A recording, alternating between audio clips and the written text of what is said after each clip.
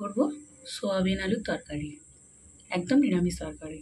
Soybean ভিজিয়ে রেখেছি, এখানে আমি আলু কেটে রেখেছি, গোটা কাঁচা লঙ্কা, পাঁচফোড়ন, আদা ঝিরি করে কেটে রেখেছি, হলুদ আর হিং। এই দিয়ে আমার আজকে রান্নাটা হবে। কড়াতে আমি তেল দিলাম, তেলটা গরম হচ্ছে। আমি কড়ার মধ্যে দেবো বেশ বেশি পরিমাণের হিং, তারপর দিলাম আমি কালো জিরে। আলুগুলো দিয়ে একটু নাড়াচাড়া করে নেব। আমি জল থেকে ছেঁকে নিয়েছি সয়াবিনগুলো। এবার আমি দিয়ে দেবো এই আদা গ্রেট করাটা, একটু বেশি পরিমাণের আদা লাগবে। এই আদাটা, কিছু চেরা কাঁচা লঙ্কা, এই চেরা কাঁচা লঙ্কাগুলো আমি সাথে দিয়ে দেবো।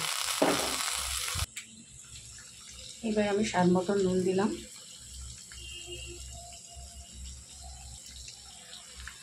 হলুদ গুঁড়ো,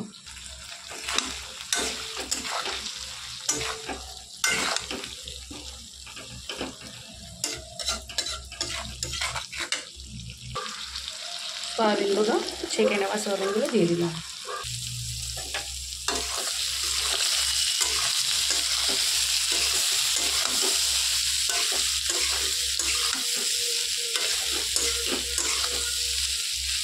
খানিকটা হয়ে এসছে, এবার আমি জল দিয়ে দেবো।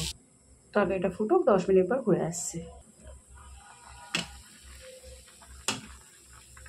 মোটামুটি ঝোলটা অনেকটাই ফুটে এসছে।